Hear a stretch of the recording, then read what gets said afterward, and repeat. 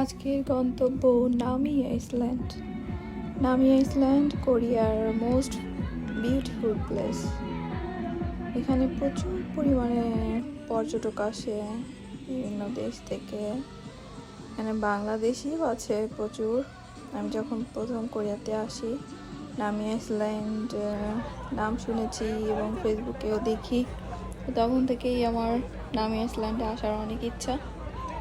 তো অবশেষে চলেই আসলাম নামি আইসল্যান্ডে যাওয়ার জন্য। সোল থেকে এখানে আসতে 1.5 ঘন্টা সময় লাগে। তারপর এখান থেকে শিপে করে আর জিপ লাইনে, এই দুইটার মাধ্যমে নামি আইসল্যান্ডে যাওয়া যায়। তো শিপে করে যাওয়ার জন্য সেই প্রচুর লম্বা লাইন। এই রাইডটা প্রচুর ভয়ঙ্কর একটা রাইড, উপর থেকে ছেড়ে দিচ্ছে। ও মাই গুডনেস! তো আমি ভিডিও করে রাখলাম রাইডটা। জিপ লাইনটাও অনেক ভয়ঙ্কর, এটা উপর থেকে আস্তে আস্তে চলতে নিচে নামবে। খুব ভয়ঙ্কর একটা রাইড। যারাই আসতেছিল, কিছু অনেক মেয়েরাও আছে যারা এই রাইডটায় আসতেছিল, আর প্রচুর চিল্লাচ্ছিল। পরে আস্তে আস্তে চলতে নিচে নামার পরে একটা বোট এসে তারপর নামায়।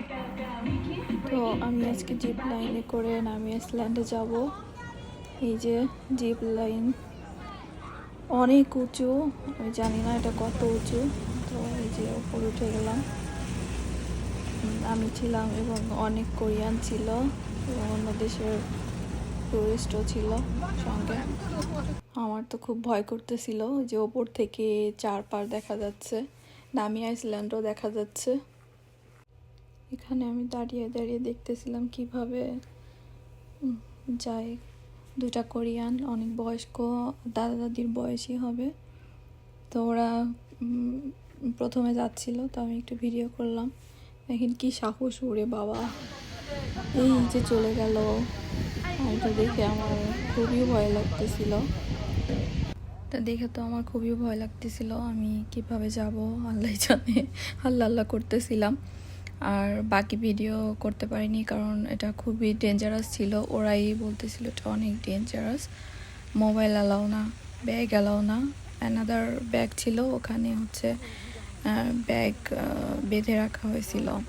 তো তারপরে জিপ লাইনে করে যারা আইসল্যান্ডে গেলাম, ওখান থেকে স্পিড বোর্ডে করে তারপর আসলাম নামি আইসল্যান্ড। ভিডিও করা অ্যালাউ ছিল না, এই কারণে ভিডিও করতে পারিনি। এই যে দেখুন নামি আইসল্যান্ড, খুবই সুন্দর, এত সুন্দর ভিডিওতে আসলে বোঝা যাচ্ছিল না নামি আইসল্যান্ডের পরিবেশটা। আর প্রচুর ভিড় ছিল, প্রচুর পর্যটন ছিল। আমি তো আমার দেখে অনেক বেশি ভালো লাগতেছিল। দেখেন চারপাশটা, গাছগুলো মনে হচ্ছে মানে ফুল ধরে আছে, পাতাগুলো আর কালারগুলো এত সুন্দর। যে এখানে একটা পদ্ম পুকুর ছিল, এখানে যে মাছ আছে পদ্ম পুকুরে। আমি একটু ভিডিও করলাম মাছগুলো।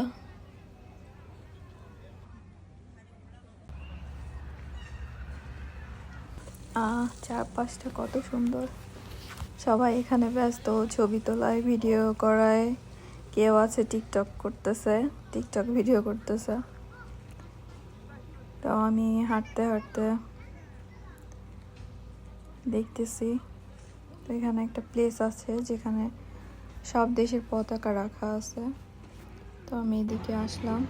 ফাইনালি আমি আমার দেশের পতাকা খুঁজে পেলাম। অনেক ভালো লাগতেছে দেশের পতাকা দেখে।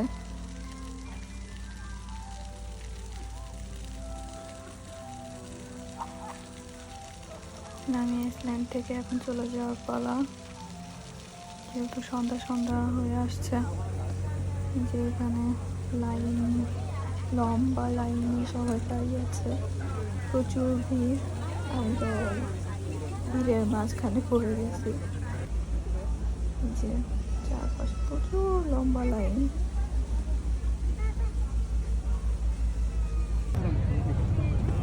ফাইনালি শিপে উঠলাম যার জন্য। সামনেই দেখতে পেলাম আবারও আমার দেশের পতাকা। এখানে অনেক দেশের পতাকা রাখা আছে। আজকের মতন আমি আইসল্যান্ড ঘোরাঘুরি শেষ। আল্লাহ হাফেজ, বাই।